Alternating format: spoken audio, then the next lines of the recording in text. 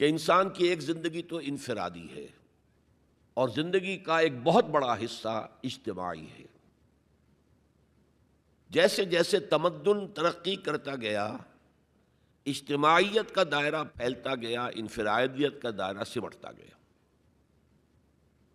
چنانچہ آج کو آپ کو معلوم ہے کہ کوئی ریاست ہے، اس کا دستور ہے، اس کا نظام ہے، تمام شہری اس میں جکڑے ہوئے ہیں۔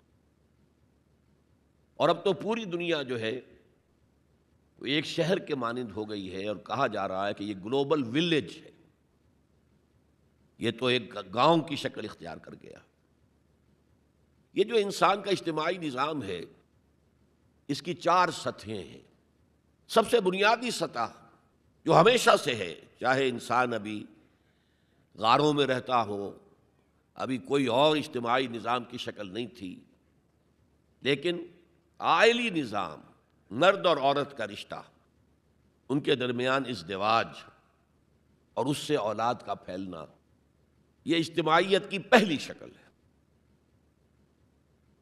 جس سے کہ خاندان وجود میں آتے ہیں۔ اس سے ذرا اوپر چلیے تو خاندانوں کے مجموعے کا نام معاشرہ ہے، سوسائٹی ہے۔ ایک پہلو پھر اسی اجتماعی نظام کا معاشی نظام ہے، کمائی کے کیا ذریعے صحیح ہیں، کیا غلط ہیں، دولت کا کیا استعمال صحیح ہے، کیا غلط ہے، اور سب سے اوپر سیاسی نظام ہے۔ اب اگر آپ اس کو سمجھیں گے کہ ایک جیسے مثلث ہوتی ہے، نیچے بیس ہے، دونوں طرف سے زاویے جو ہیں اس کے دونوں اضلاع جا رہے ہیں، اوپر مل جاتے ہیں،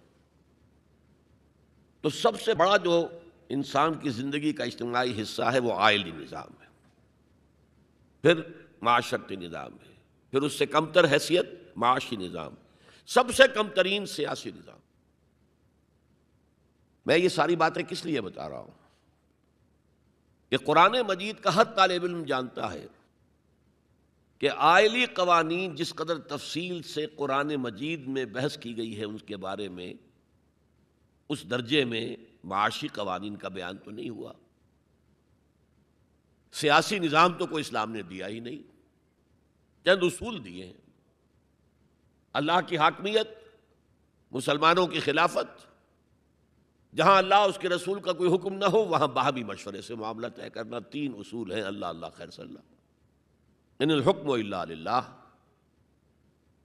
اور انی جاعل فی الارض خلیفہ، یا داؤد انا جعلناک خلیفۃ فی الارض، اور امرہم شوری بینہم، جہاں اللہ اور اس کے رسول کا حکم نہیں ہے تو آپ اسمبلی کے ذریعے سے جس طرح چاہیں کاؤنٹنگ آف ووٹ سے، مشورے سے فیصلہ کر سکتے ہیں۔ 3 اصول ہیں بس۔ اس پر ریاست جو ہے وہ پارلیمانی ہو، وہ صدارتی ہو، ان میں سے نہ کوئی واجب ہے نہ کوئی حرام ہے، یونٹری ہو، وحدانی، یا فیڈرل ہو یا کانفیڈرل ہو، ان میں سے بھی کوئی چیز نہ واجب نہ فرض نہ حرام، یہ آپ کے اپنی مرضی سے ہے، آپ اپنی باہمی مشورے سے جو لوگ چاہتے ہوں اختیار کر لیں۔ نظام کے بارے میں کوئی سیاسی نظام کا ڈھانچہ ہمیں ایسا نہیں دیا گیا کہ وہ واجب ہے آپ پر، اصول دیے گئے۔ معاشیات کے ضمن میں سود حرام، جوا حرام، نشہ آور چیزوں کی تجارت حرام، انسان کے سفلی جذبات کو، شہوانی جذبات کو بھڑکا کر کمائی کرنا حرام، بس۔ باقی میدان کھلا ہے، محنت کرو، جد و جہد کرو، کماؤ، جو تم کماؤ گے تمہارا ہوگا، البتہ ایک حد سے اوپر جاؤ گے زکوٰۃ لے لی جائے گی، تاکہ جو پیچھے رہ گئے ہیں ان کی ضروریات پوری کی جا سکے۔ جہاں آزاد معیشت ہوگی وہ ایسے ہی ہے جیسے کہ آزاد دوڑ ہو رہی ہے، اور جب دوڑ میں ظاہر بات ہے کہ آپ اگر تو انہیں رسے سے باندھ دیں گے تب تو نہ کوئی آگے رہا نہ پیچھے رہا، لیکن دوڑ کا فائدہ کیا ہے؟ دوڑ تو یہ ہے کہ ذرا وہ شخص جو تیز دوڑ سکتا ہو وہ نمایاں ہو۔ تو فری اکانومی جہاں بھی ہوگی، کوئی آگے نکل جائیں گے، کوئی پیچھے رہ جائیں گے، تو پیچھے والوں کے بھی کچھ حقوق کا لحاظ کیا جائے۔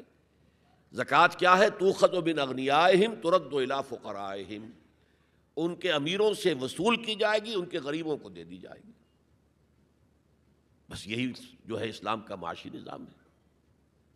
لیکن معاشرتی نظام پر بڑی بحثیں آئی ہیں۔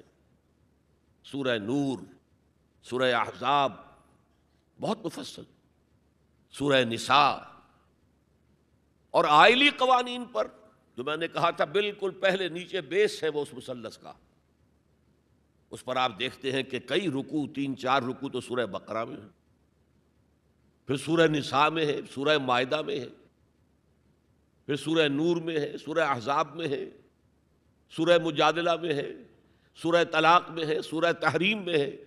یہ آئلی قوانین تو بہت ہی تفصیل کے ساتھ بیان کیے گئے۔ حکمت کیا ہے کہ یہی تو ہے جڑ، بنیاد تو یہی ہے۔ اگر اسی بنیاد میں خرابی آ گئی تو خشت اول چونہد معمار کج، تا سریا می رود دیر کب دیوار کج۔ اگر پہلی اینٹ جو ہے دیوار کی ٹیڑھی رکھی گئی تو بناتے جائیے آپ، پر ٹیڑھ جائے گا آخر تک۔ اس لیے آئلی نظام کو سب سے زیادہ تفصیل کے ساتھ قرآن مجید میں بیان کیا گیا۔